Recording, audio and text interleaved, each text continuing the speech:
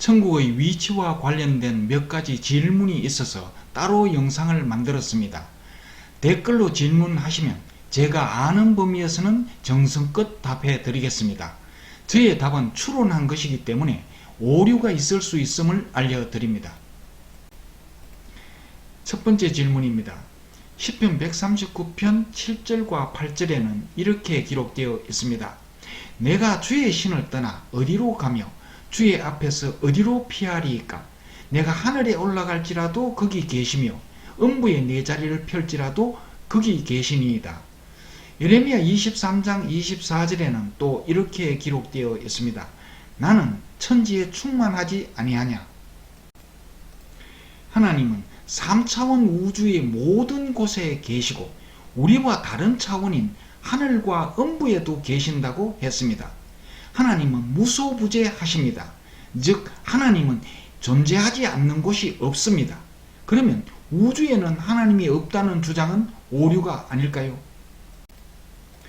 저의 생각을 말씀드리겠습니다. 우리가 만화책을 보고 있지만 만화책에 속하지 않듯이 하나님은 우주를 가득 채우고 계시지만 우주에 속하지는 않습니다. 하나님은 4차원 천국에 계시지만 온 우주에 그분의 시선과 능력이 미치지 않는 곳은 없습니다. 마태복음 18장 20절에는 이렇게 기록되어 있습니다. 두세 사람이 내 이름으로 모인 곳에는 나도 그들 중에 있느니라. 우리는 3차원에서 서로 이야기를 나누지만 하나님은 4차원에서 함께 참석하십니다.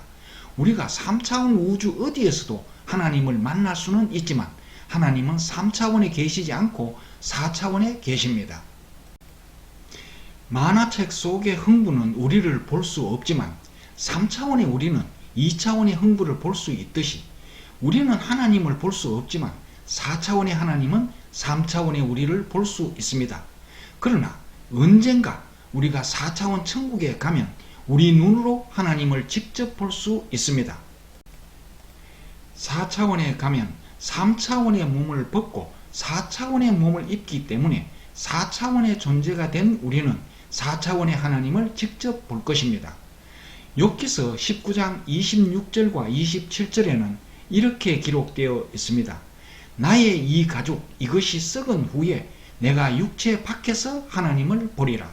내가 친히 그를 보리니 내 눈으로 그를 보기를 외인처럼 하지 않을 것이라.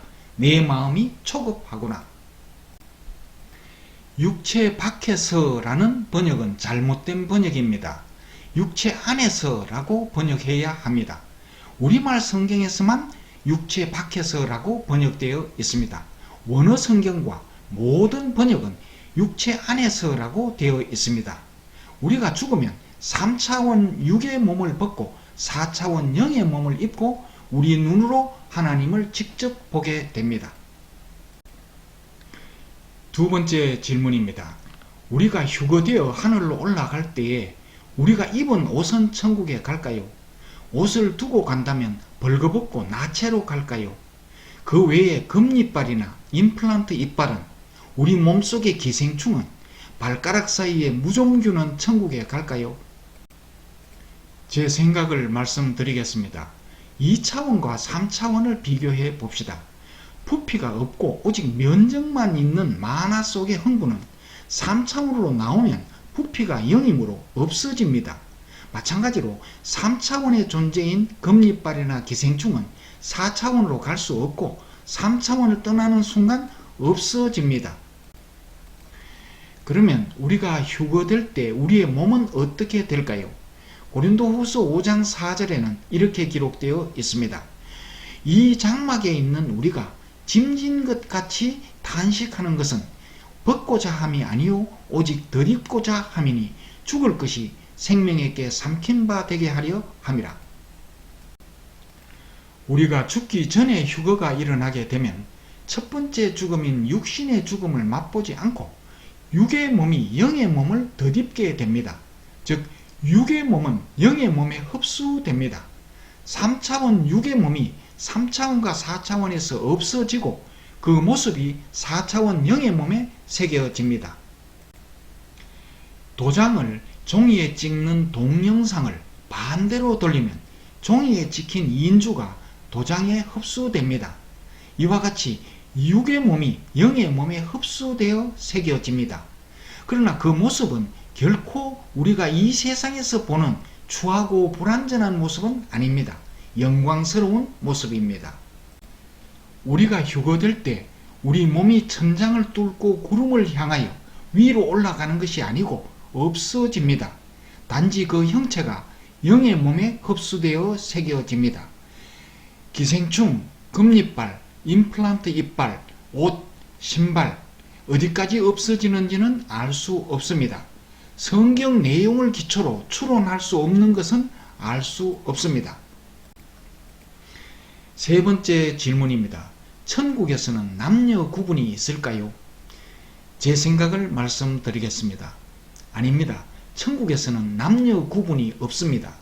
인생은 연극과 같습니다. 왕의 역할과 거지 역할을 맡은 사람이 있습니다. 연극이 끝나면 모든 역할이 끝납니다. 왕과 거지는 모두가 연극 배우로 돌아옵니다. 마찬가지로 이 세상에서 남자의 역할을 맡은 사람이 있고 여자의 역할을 맡은 사람이 있습니다. 그러나 이 세상을 떠나면 남녀의 역할이 끝납니다. 남자에게는 남자의 역할이 끝나고 여자에게도 여자의 역할이 끝납니다. 연극이 끝나면 왕과 거지의 구분이 없듯이 천국에서는 장가도 시집도 가지 않기 때문에 이 세상을 떠나면 남녀의 구분이 없습니다. 남녀가 따로 없고 천사와 같은 영의 몸이 있습니다. 마태복음 22장 30절에는 이렇게 기록되어 있습니다. 부활 때에는 장가도 아니 가고 시집도 아니 가고 하늘에 있는 천사들과 같으니라.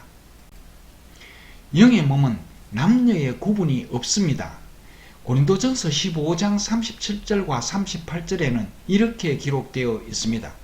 또 너의 뿌리는 것은 장래의 형체를 뿌리는 것이 아니요 다만 밀이나 다른 것의 알갱이 뿐이로되 하나님이 그 뜻대로 저에게 형체를 주시되 각 종자에게 그 형체를 주시느니라. 하나님이 주시는 형체는 남녀로 구분되어 있지 않습니다.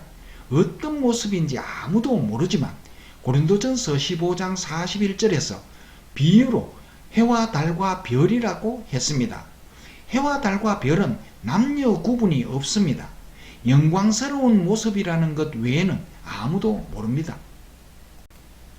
연극이 끝나면 왕은 왕의 옷을 벗어버리고 거지는 거지의 옷을 벗어버리듯이 남자는 남자의 몸이라는 옷을 벗어버리고 여자는 여자의 몸이라는 옷을 벗어버리고 모두가 영광스러운 영의 몸으로 갈아입고 그리스도의 신부가 됩니다. 그리스도의 신부라고 하면 또다시 여성이라고 착각할지도 모릅니다. 4차원 천국에서 신부란 사랑의 대상을 말합니다. 극진한 사랑의 대상을 이 세상 언어로 표현한 것입니다. 그리스도의 신부란 그리스도가 목숨을 바쳐 사랑한 대상이라는 말입니다. 로마 시대에는 노예나 황제가 있었기 때문에 로마 시대를 배경으로 한 연극에는 배우가 노예나 황제로 분장해서 등장하듯이 예수님이 이 세상에 오시려면 이 세상에서는 남녀 구분이 있기 때문에 예수님은 남성의 모습으로 오셨습니다. 그러나 지금은 황제도 없고 노예도 없듯이 4차원 천국에는 남자도 없고 여자도 없습니다. 아버지 하나님이라고 하면 또다시 남성이라고 착각하겠지만 성부와 성령은 남녀의 구분이 없고 아내나 남편도 없습니다. 단 이 세상 언어로 표현할 때 남성 명사로 표현한 것 뿐입니다. 그러므로 4차원 천국에서는 남녀의 구분이 없습니다.